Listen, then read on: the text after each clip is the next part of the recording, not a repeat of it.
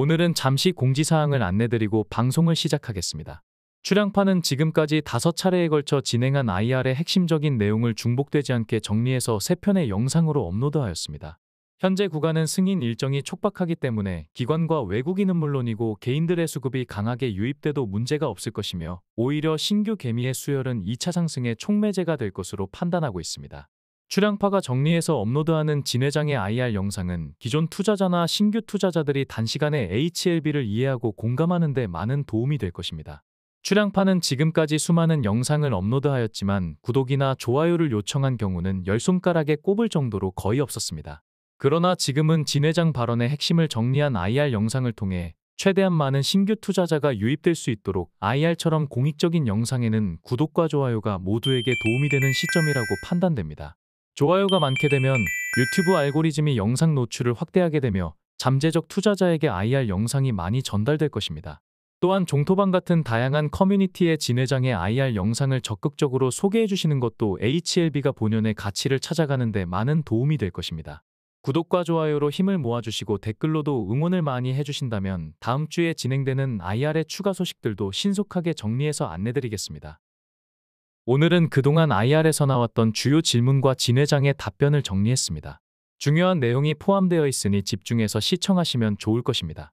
앞서 공개했던 IR 영상들과 마찬가지로 IR에서 나온 진회장의 발언은 출향파의 개인 의견을 첨언하지 않고 전체 맥락이 훼손되지 않게 최대한 핵심적인 발언만 축약했으며 주목성과 전달력을 향상시키기 위해 일부 표현은 수정하거나 첨부했다는 것을 알려드리며 지금 바로 시작하겠습니다.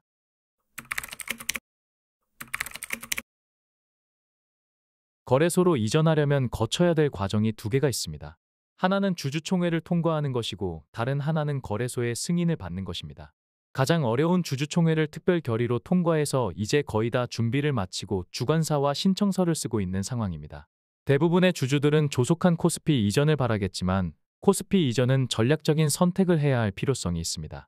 단기 투자자들은 하루빨리 신청서를 넣어서 주가가 급등하면 팔고 나가고 싶다는 생각을 할 것입니다. 그런데 전략적인 선택을 하는 장기 투자자라면 어차피 5, 6년을 기다렸는데 신약 허가가 나고 시가총액이 충분히 올라서 개인이 매수하기 버거운 시점에 이전하는 게 좋겠다고 생각할 수도 있을 것입니다. 거래소로 이전했을 때의 장점이 원래는 2개였는데 지금은 하나밖에 없습니다. 거래소로 이전하는 기간 동안 공매도가 금지된다는 것이 하나의 장점이었는데 현재는 공매도 금지 기간이라 의미가 없어졌습니다. 다른 하나의 장점은 코스피로 이전해서 패시브 자금을 잡는 것입니다.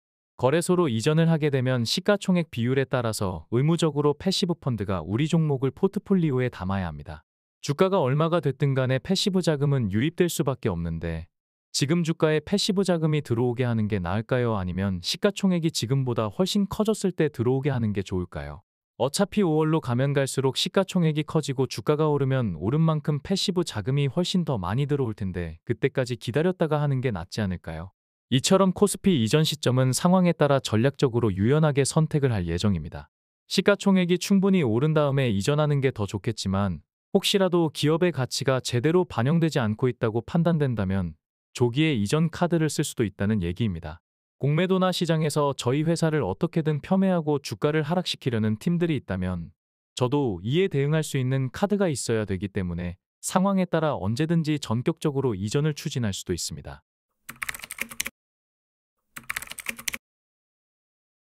나쁜 일이면 화상회의로 처리해도 되기 때문에 굳이 미국까지 갈 일은 없었을 것이며 아주 좋은 일이 있어서 가게 된 것이고 중요한 프로젝트를 논의하러 간 것입니다. 일각에서 추정하는 CMC와 관련된 사항은 아니며 HLB뿐만 아니라 계열사와 관련된 아주 좋은 일이 생겨서 다녀오게 됐다는 것을 말씀드립니다.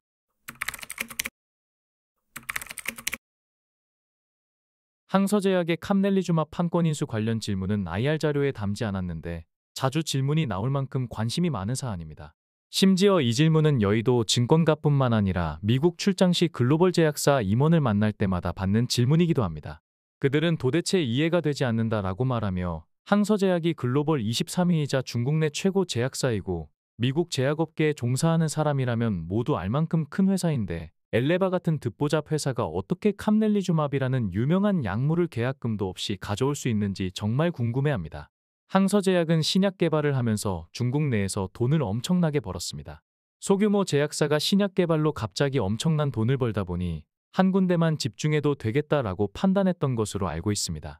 그만큼 항서제약의 임원들을 만나보면 무리수를 안 둔다라는 생각이 많이 들 정도로 보수적으로 운영한다는 생각이 들었습니다. 그런데 시진핑 정부가 갑자기 약가 규제를 시작하게 되면서 변화가 생깁니다. 엄청난 돈을 들여 R&D에서 신약을 허가받고 이제 돈 좀 버는가 싶었는데 갑자기 정부가 약가를 규제하다 보니 비로소 해외로 나가야겠다는 생각을 하게 된 것입니다. 다른 제약사들은 이미 해외로 대부분 나가고 있었는데 우리는 늦었구나 라고 생각해서 항서제약은 부랴부랴 2017-18년도에 해외 진출을 계획하고 미국의 루자나라는 법인을 세우게 되며 한 번에 120명을 채용하는 등 단기에 많은 투자를 하게 됩니다. 120명이 별거 아닌 것으로 생각할 수 있지만 경력 직원 평균 연봉이 4에서 5억 원 정도이기 때문에 결코 만만한 규모는 아니라고 할 수 있습니다. 그렇게 항서제약은 미국에 진출해서 글로벌 임상을 준비했지만 자국인 중국은 일사천리로 일이 진행되는 데 반해 미국 사람들은 일처리가 너무 느리다 보니 임상이 지연되어 이런저런 불만이 쌓이던 중에 팬데믹이 터지고 말았습니다. 팬데믹 때문에 임상 환자 모집이 더더구나 안 되다 보니 신약 개발이 전부 중단되게 되었으며 결국 항서제약은 미국 법인 인력을 10명만 남긴 채 개발 인력을 해체하게 되었습니다. 저 같으면 어떻게 해서든 버티려고 했겠지만 항서제약 회장은 성향이 보수적이라 돈만 까먹고 있는 상황이 못마땅하여 신약 허가를 서포트할 수 있는 담당 직원 10명만 남긴 채 신약 개발 인력을 해체하고 만 것입니다.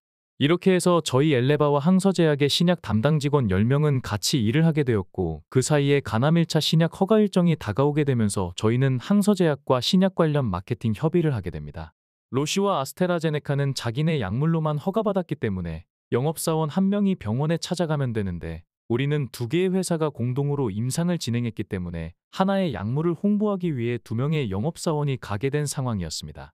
그러다 보니 한 군데 회사가 영업을 담당해야겠다는 공감대가 쉽게 형성되었고 우리 엘레바가 해야 되느냐 아니면 항서제약이 해야 되느냐를 놓고 협의를 진행하게 된 것입니다. 항서제약은 팬데믹으로 인원을 감축하였기 때문에 당시에는 미국에 조직이 없는 상황이었는데 그 사이에 미중 관계가 최대로 악화되면서 여건이 더욱 안 좋아지기 시작했습니다. 가남 1차 치료제 시장은 미국이 75%를 차지하고 있기 때문에 미국 시장의 중요성을 항서제약도 모를 리가 없었습니다. 저희는 여건상 우리가 캄넬리주맙의 판권을 가져올 수 있겠다라는 판단을 하였으며 항서제약의 판권 인수를 제안하게 된 것입니다.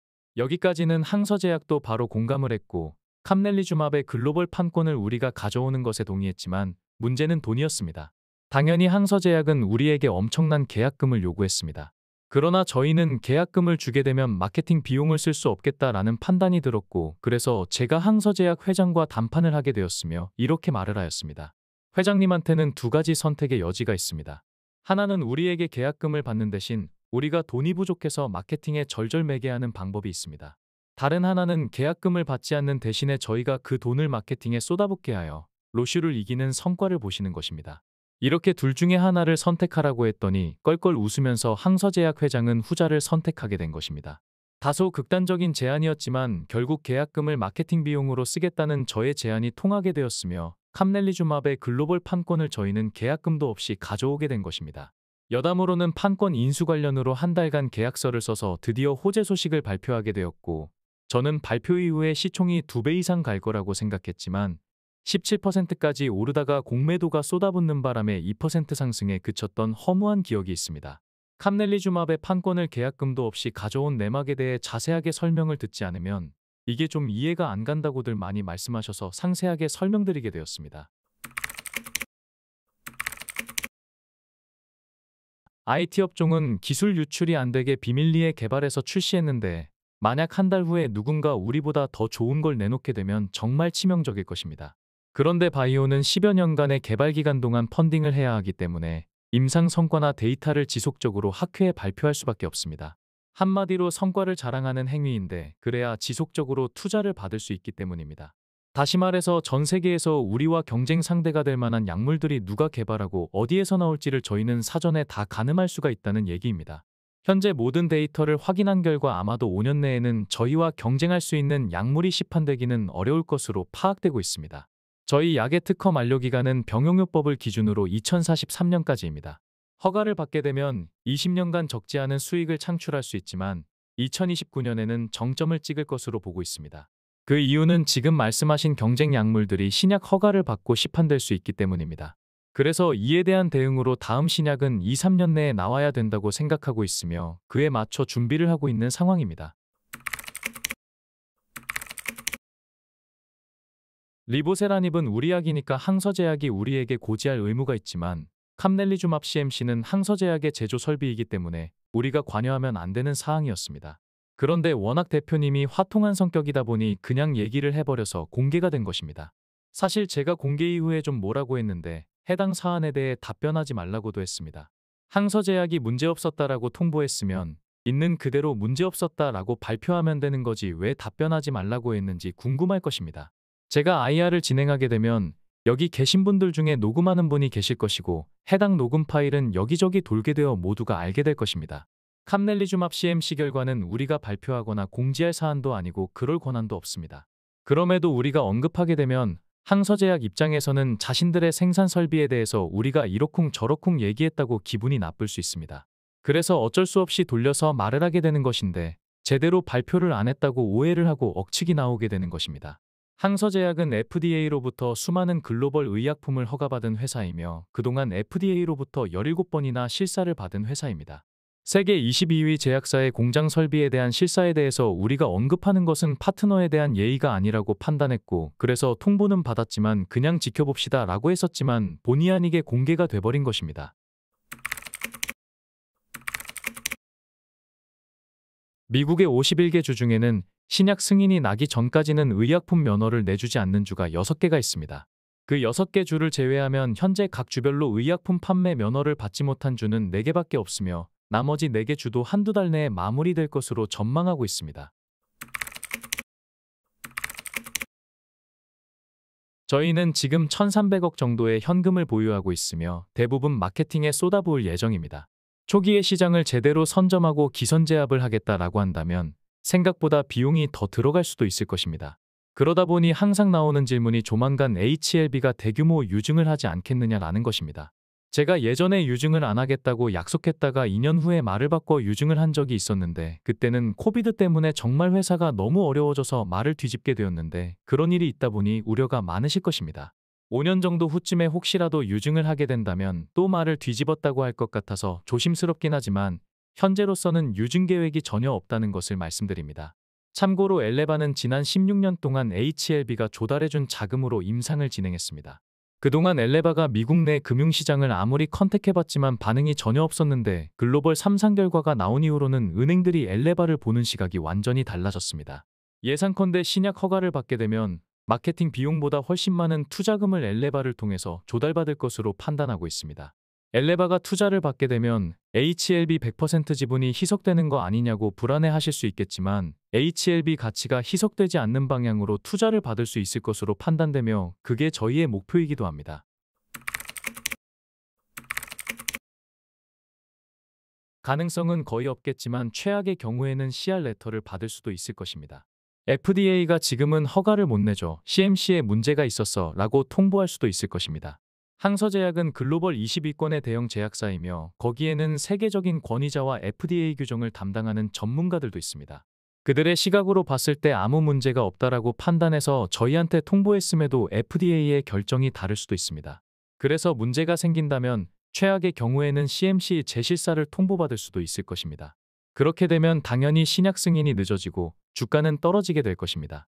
그러나 만에 하나 그런 일로 주가가 떨어진다면 오히려 글로벌 펀드들은 저가 매수 기회로 삼을 것 같다는 생각이 들기도 합니다. 국내 증권사들은 저희에게 무관심하거나 폄훼할지 몰라도 글로벌 투자회사들은 저희의 임상 결과를 너무나 자세히 알고 있기 때문입니다. 확률적으로 0.01%라고 하더라도 저로서는 경영자의 입장에서 최악의 가능성도 상정할 수밖에 없습니다. 만약 그런 상황이 온다면 버틸 수 있는 자금이 있는지 궁금해할 수 있는데 그런 일이 생겨 6개월 정도 신약 승인이 늦어진다고 하더라도 그 정도 유동성은 충분히 확보되어 있는 상황입니다. 지금까지 그동안 진행한 IR 질의응답 시간에 나온 진양곤 회장의 핵심적인 발언을 살펴보았습니다. 다음 주에는 대형 증권사 IR이 예정되어 있습니다. 앞서 말씀드렸듯이 진양곤 회장의 IR과 관련한 영상에는 구독과 좋아요를 눌러주셔서 잠재적 투자자에게 영상이 최대한 많이 노출될 수 있도록 협조해 주실 것을 다시 한번 당부드리며 금일 방송을 마치겠습니다.